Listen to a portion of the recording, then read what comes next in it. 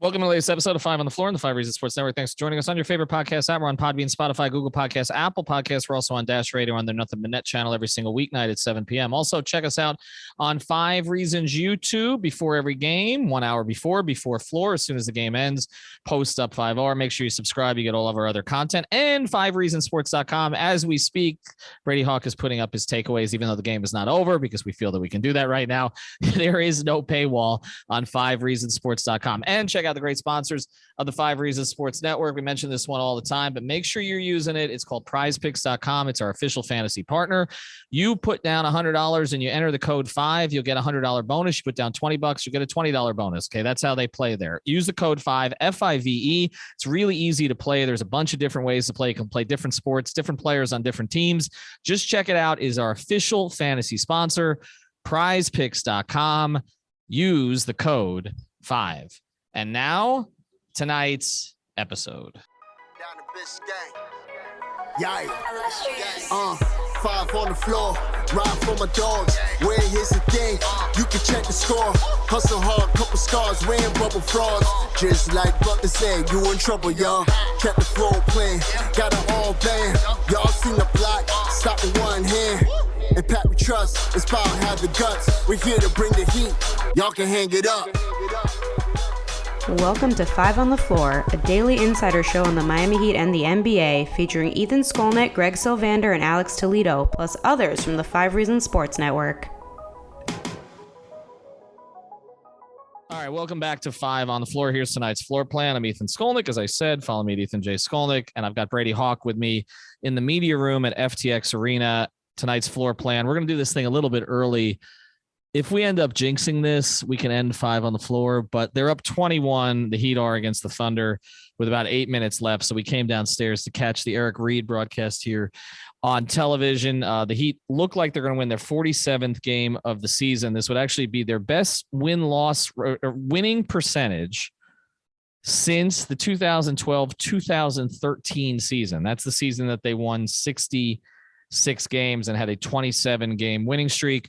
The other story tonight, and I'll get to this later, maybe we'll save this for the fifth takeaway, was Chris Bosh was honored for getting into the Hall of Fame. He's already been honored here once because his number was retired, but now they've already raised the banner indicating that he's one of their Hall of Famers, but they wanted to officially honor him tonight. And so he sat down with Jason Jackson at halftime, and then he sat down with us in the media in the interview room afterwards, and we'll get to that later on. But Brady, before this game is over, I don't think a whole lot is going to change here.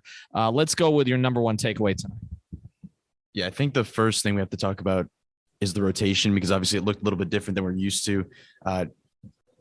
PJ Tucker obviously ended up playing, but Dwayne Dedmon was not listed on the injury report and ended up not playing because they had 10 guys, went with the 9-man rotation. They went smaller.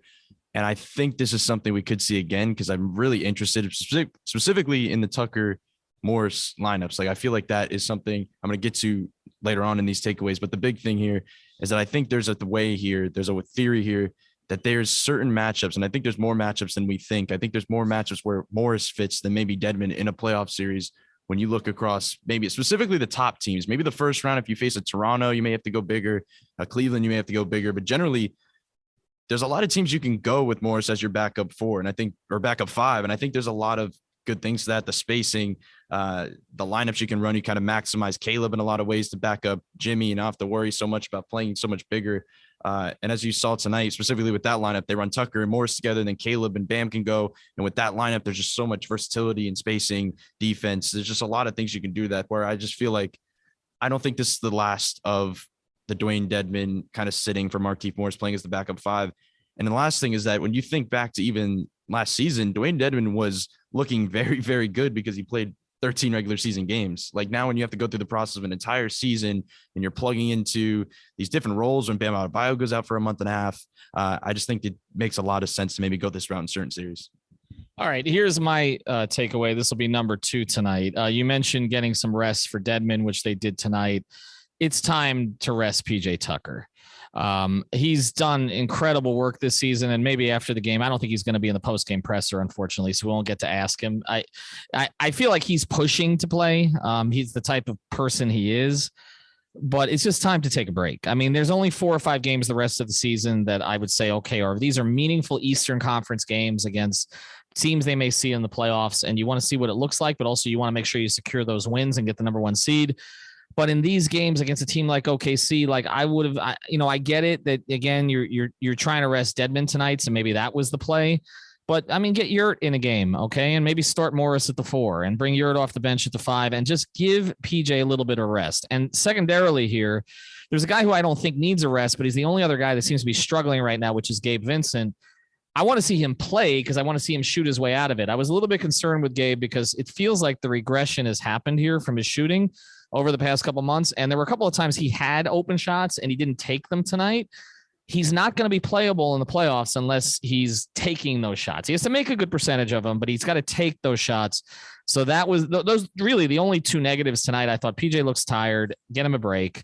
Okay. And Gabe just needs to shoot his way out of it. Pretty much everything else today, except one thing that'll end up being my number 4, was positive tonight. And even the number 4 turned out to be positive. All right. I'm gonna let Brady take this next. Right now, as we're speaking, they're up 21 still with 7 minutes left. This thing is still safe. Actually, I'm not going to go to the break in. Why is Tyler Herro still in the game? Eddie just scored. That was why he was still in the game. And I wanted to say this because Tyler Herro has now scored 27 points tonight, which makes him officially the Heat's. Oh, he's at 31? 26? I'm being corrected here in the press room. He had to get to 27 tonight to become the Heat's leading scorer this season. I have nothing against Jimmy Butler. This has nothing to do with Jimmy Butler. I just want to be right. And he was percentage points behind tonight. Jimmy didn't play tonight. And Tyler is still playing for some reason, even though he was pounding the floor in agony in the 3rd quarter. It looked like one of those moments. And I'll ask you this question now because we're still watching Tyler. Did you start to ponder, because I did, when Tyler was, again, in pain, okay, before he got up and then he left and he came back and then for some reason Spo put him back in the game instead of just playing Kyle Guy against this team? Did it go through your mind, like, how would they survive a Tyler Herro season-ending injury? Because it went through mine.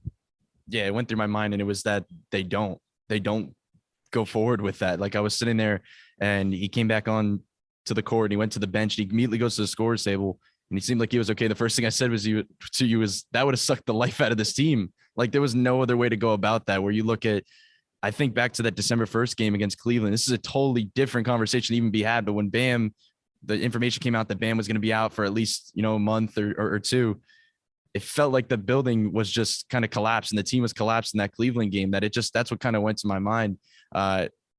It was literally the definition as well when you talk about like something going silent and nobody knowing what to say. When he was laying on that floor and kind of slamming the ground like that, like we haven't seen Tyler specifically do anything like that. Like we haven't seen him be in that type of pain or anything within a game like that. But just see him come back was good. But there is no way to, like, they have depth, but they don't have Tyler Herro depth. You cannot get past a guy that we're talking about that's going to be their leading scorer in a few minutes, possibly. You just can't really make up for that.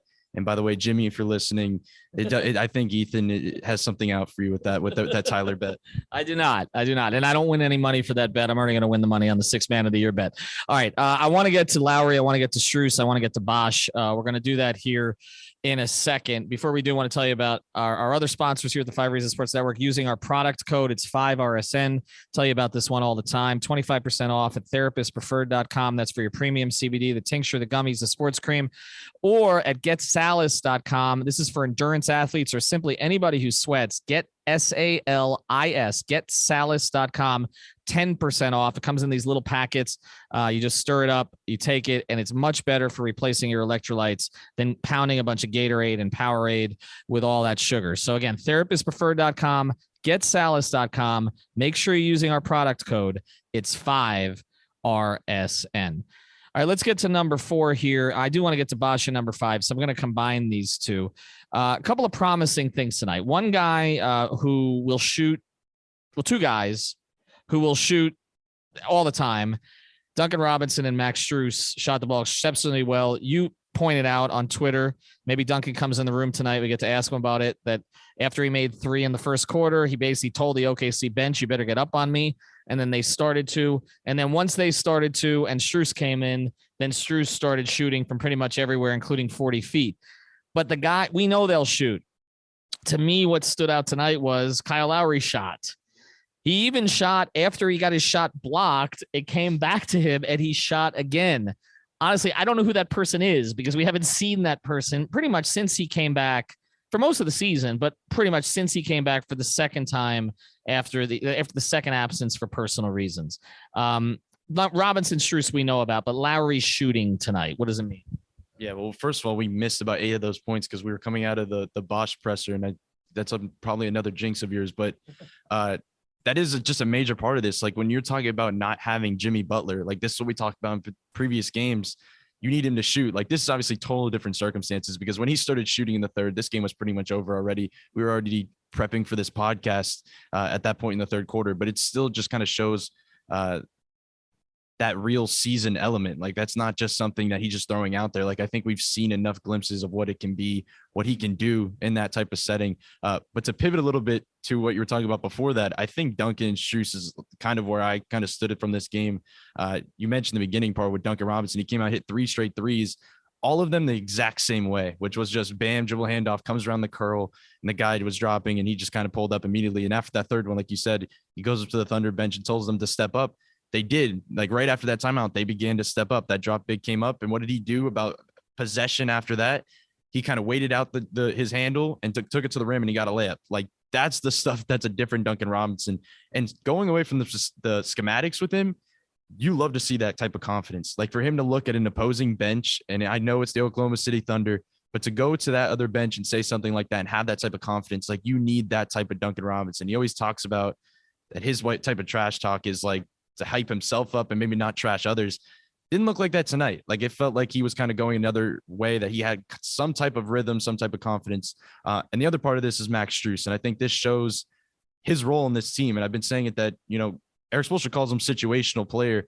That's his role in the playoffs. He's a situational player that he may not have cracked the consistent rotation, but when they're in a spot and they have nobody to go to kind of offensively and everything's in the mud, they're going to go to Max Strus, and Max Strus can get him out of games.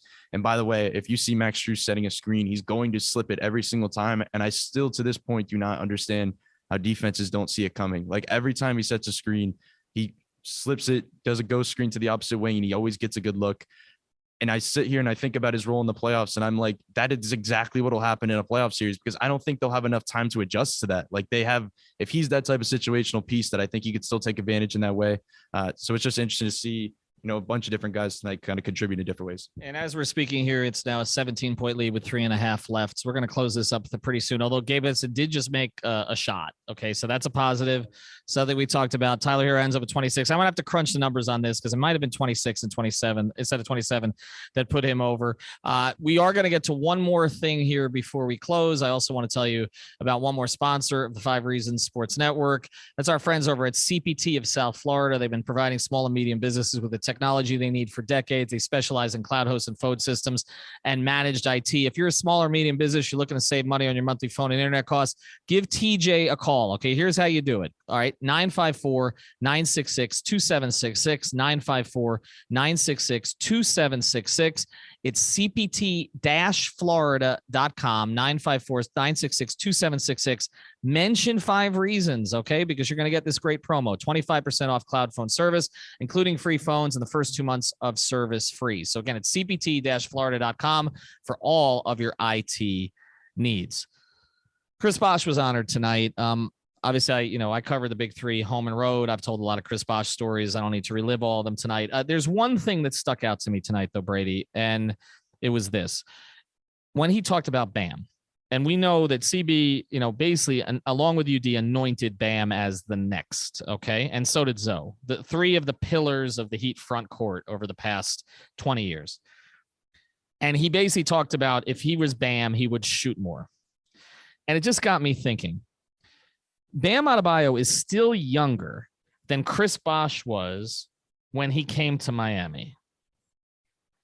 And so when people like Greg say no ceiling, I think we have to listen, because I remember when CB came to South Florida and he admitted to me in his 3rd season here that when he came to Miami, he did not know how to defend.